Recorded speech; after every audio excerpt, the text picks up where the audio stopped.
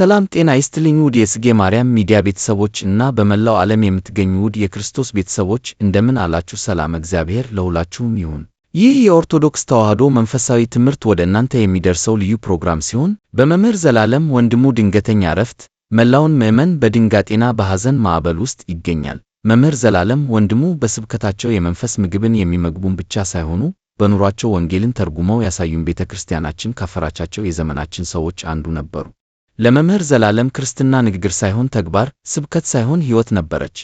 ለመምህር ዘላለም ወንድሙ ቤተሰቦች፣ ለቅርብ ወዳጆቻቸውና ለመላው የቤተክርስቲያን ልጆች እግዚአብሔር አምላክ መጽናናትን እንዲሰጥ እንመኛለን። አምላከ ቅዱሳን ነፍሳቸውን ከአብርሃም ከይስሐቅና ከያዕቆብ ጋር በገነት ያኑርል።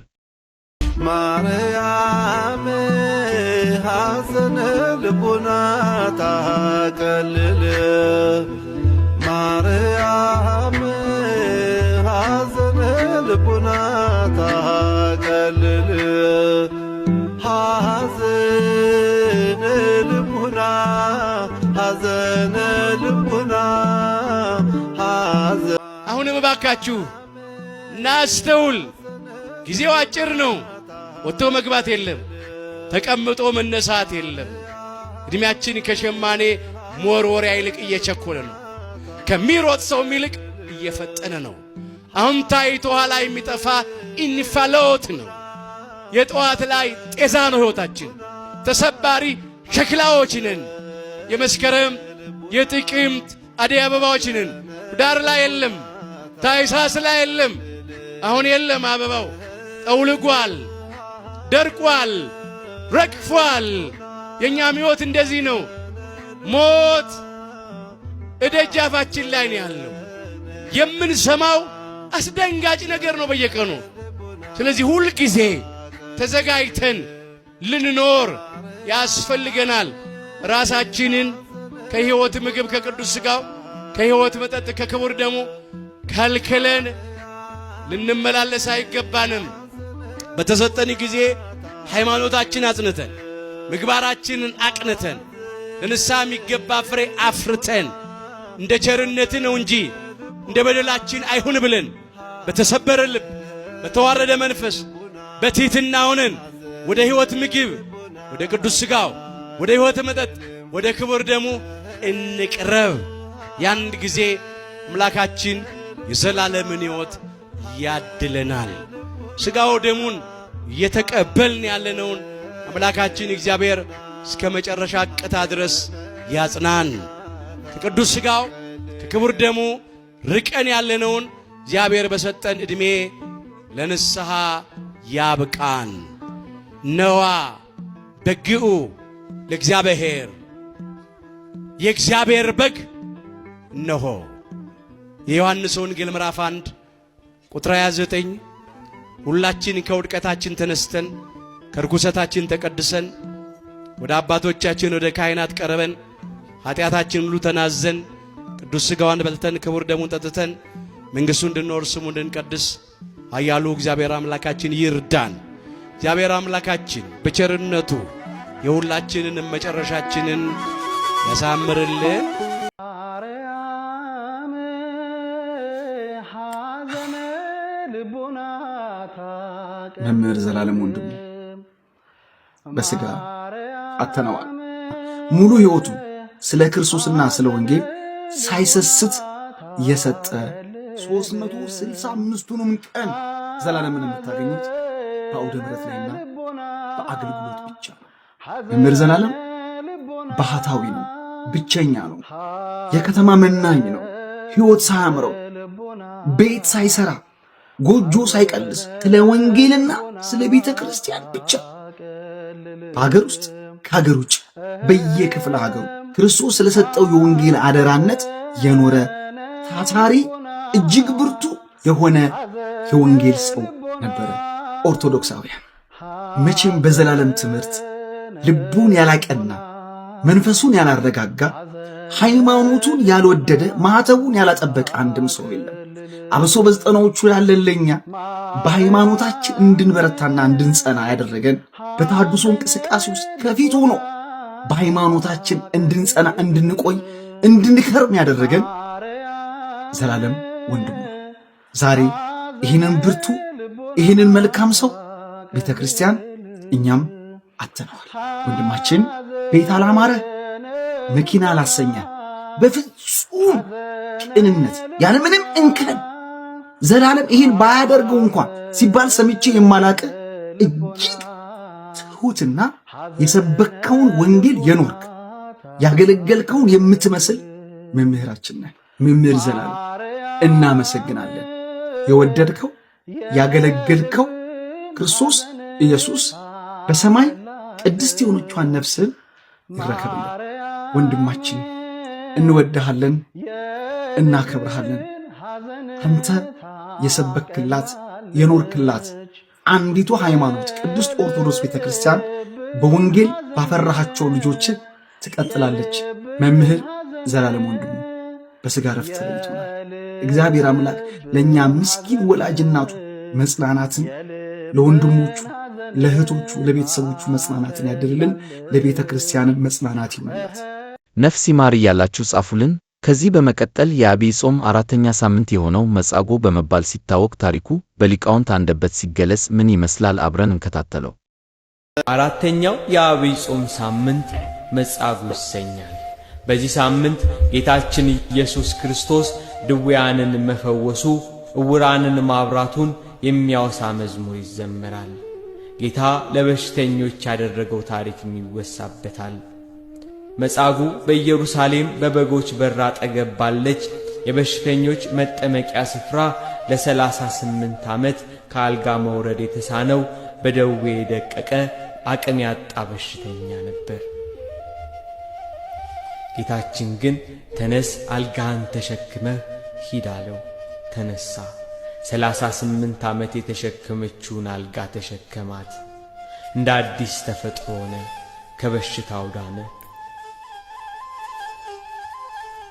ዛሬ የምንመለከተው አራተኛውን ሳምንት መጻጉዕ የተባለውን ስያሜና ሳምንት ነው። የአብይ ጾም በገባ አራተኛው ሳምንት ላይ የሚታሰበው መጻጉዕ ወይም ደግሞ በዮሐንስ ወንጌል ምዕራፍ 5 ላይ ተጽፎ እንዳለ 38 ዓመት ሙሉ በጸበሉ ስፍራ ተኝቶ እንደነበረው እነሆ ያንን ህመምተኛ ጌታችን መድኃኒታችን ክርስቶስ እንደፈወሰው ይህ ቀን የሚታሰበው ሕሙማንን ሁሉ የሚፈውስ፣ በትምህርቱ የነፍስን ቁስል የሚፈውስ፣ በተአምራት የሥጋን ደዌ የሚፈውስ የሚራራልን አባት እግዚአብሔር እንዳለን የሚያሳይ ይህ ሳምንት ነው። የሱ በረከትና ረድኤት ከሁላችን ጋር ይደር። መጻጉዕ ዮሐንስ ወንጌል ምዕራፍ 5 ላይ እንደምትመለከቱት በበጎች በር ወይም በመመላለሻ ስፍራ በቤተሳይዳ ቤተሳይል በተባለው እነሆ በዛ ስፍራ ላይ አንድ የጸበል ስፍራ ነበር ይላል ወንጌላዊ ዮሐንስ ሲጽፍ። በዛ የጸበል ስፍራ በርካታ ሕሙማን ይሰበሰባሉ፣ ዕውራን ይሰበሰባሉ፣ አንካሶች ይሰበሰባሉ፣ ለምጻሞች ይሰበሰባሉ፣ ደዌ ያለበት ሁሉ ይሰበሰባል። በጣም የሚያሳዝን ሰው ግን 38 ዓመት ሙሉ በዛ ተኝቷል። ዘመዶቹ በአልጋ አምጥተው አስተኝተውታል። ወደ ጸበሉ ስፍራ መግባት አልቻለም። ምክንያቱም የእግዚአብሔር መልአክ ከሰማይ ወርድና አንድ ጊዜ ሲባርከው ጸበሉ ሁሉ እነሆ ይናወጻል። ያኔ ቀድሞ የገባ ሁሉ ከደዌ ይፈወሳል ይላል። እግዚአብሔር መልአክትን ይላክልን፣ በጸበልም ኃይል ሁላችን ያድነን ዘንድ ቅዱስ ፈቃዱ ይሁንልን። ያ ሰው ግን መግባት አልቻለም ወገኖቼ። ከዛ አንድ ቀን ጌታ ወደዛ ስፍራ መጣ። ልትድን ትወዳለህ አለው። እሱም ምን አለ?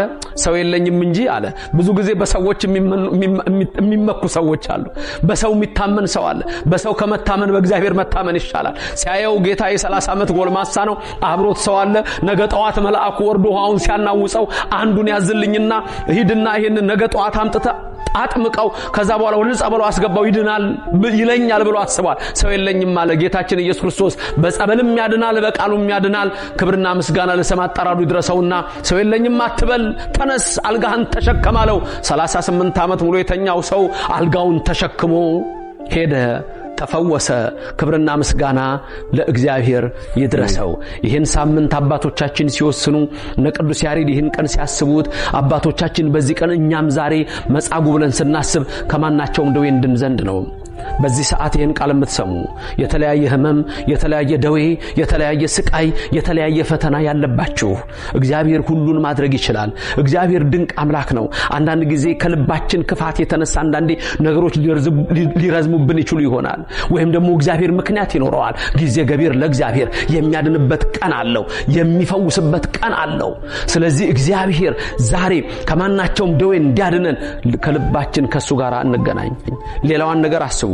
የእግዚአብሔር መልአክ ተራዳኢ ናቸው። የእግዚአብሔር መልአክ ወርዶ ጸበሉን ይባርከዋል። የኦርቶዶክስ ጸበል ዛሬ በእግዚአብሔር መልአክት የሚባረኩ ናቸው። አንዳንዶች ስለ ጸበል ላይገባቸው ይችላል። እኛ ግን ይገባናል። በዮሐንስ ወንጌል እንደተጻፈ በነገሥት ምዕራፍ 5 ሁለተኛ ነገሥት ምዕራፍ 5 እነሆ ንዕማን እንደተፈወሰ ዛሬም ይሄንን የምናስብ ሰዎች ነን። ኦርቶዶክስ ቤተክርስቲያን ሙሉ በሙሉ መጽሐፍ ቅዱስ የሚፈጸምባት ቤተክርስቲያን ስለሆነች ሁለት ጸበል ራሱ እንደሚፈውስ እንመለከታለን። ሌላው እግዚአብሔር ደግሞ በራሱ እነሆ ተነሽ ብሎ የሚያድን አምላክ ነው። አራተኛው ሳምንት መጻጉዕ ይባላል። መጻጉዕ እንደፈወሰ እኔን ይፈውሰኛል ነው። አዎ ጌታችን አምላካችን መድኃኒታችን ኢየሱስ ክርስቶስ ሆይ የድንግል ማርያም ልጅ ሆይ እንማጸናሃለን። በዚህ ሰዓት በደዌ ዳኛ በአልጋ ቁራኛ የተያዙትን ሕሙማን ፈውሳቸው፣ በቅዱስ እጅህ ዳብሳቸው፣ ከተኙበት አልጋ ላይ አቁማቸው፣ የቀደመ ጤንነታቸውን መልስላቸው። አሜን። ጌታ ሆይ መልስልን። መጻጉዕን በ38 ዓመቱ ሙሉ በሰው ሲመካ የነበረውን አንተ መተህ እንዳዳንከው እኛንም ከሰው ትምክህት አውጣን። አንተ ውረድልን፣ አንተ ዳብሰን፣ አንተ አድነን። አምላክ ሆይ ትችላለህ። አሜን። ለሁላችንም አድርግልን። የእናትህ ምልጃ አይለየን። ጌታ ይህን ሰውዬ ሲፈውሰው ቆይ መጀመሪያ እግርህን ታሽተህ ብሎታል። ተነሳና አልጋህን ተሸክመህ ሂድ አለው። ፈወሰው። ያለ ቀሪ ያለ ተረፈ ደዌ የቀረ በሽታ ሳይኖር እንዳዳነው ለማሳየት ያንን ሰውዬ አልጋውን አሸክሞ ሸኘው። ያለ ምንም ጉድለት የሚፈውስ አምላክ እንደሆነ የሚያሳይ ነው። ሌላው ግን ይህ ሰውዬ ዘመድ ወዳጅ ባጣባት 38 ዓመት ሙሉ በተሰቃየበት ዘመን 4 እግር ያላት ጥላው ያልሄደችው ዘመዱ ማነች? አልጋው ነች። ሰው ሁሉ ጥሎት ሲሄድ እሷ ያልሄደች በእርግጥ የምትሰማ አይደለች። አልጋው ግን ብቸኛ ዘመዱ ነበረች። ስለዚህ በተራ ተሸከማት አለው። የተሸከመችህን አልጋ በተራ ምን በለ ተሸከማት። ክርስቶስ የተሸከሙንን በተራ እንድንሸከም ይፈልጋል። እዚህ መሃል ሁላችንም የሆነ የተሸከመን አካል አለ። ወላጆቻችን አልተሸከሙንም? ተሸክመው የተሸከሙንን እንድንሸከም ይፈልጋል እግዚአብሔር። ወላጆች እንዴት እንደተሸከሙን አስታውሱ። ሕፃን ሆነን መንቀሳቀስ በማንችልበት ጊዜ፣ በአግባቡ መብላት በማንችልበት፣ መጠጣት በማንችልበት ጊዜ፣ በአግባቡ ሄደን መጸዳዳት በማንችልበት ጊዜ እንዴት ባለ ትዕግስት ነው ያሳደጉን ወላጆቻችን። ካደክ በኋላ የሆነ ሰዓት ወላጆችን ደግሞ የመሸከም ጊዜ ይኖራል። መጦር ብቻ አይደለም፣ ጠባያቸው ሊለዋወጥ ይችላል፣ ሊያስቸግሩ ይችላል። አይ በቃ ይላል አንዳንድ ልጅ። ልክ አለው ለሁሉም ነገር ይላል። ሕፃን ሆነ እኮ ልክ አለው ለሁሉም ነገር ብለው እንኳን አባረሩ። ታግሰዋል፣ ተሸክመዋል። የተሸከመችንም ቤተክርስቲያናችንን መሸከም ይጠበቅብናል። ማርያም ሐዘነ ልቡና ታቀልል፣ ማርያም ሐዘነ ልቡና ታቀልል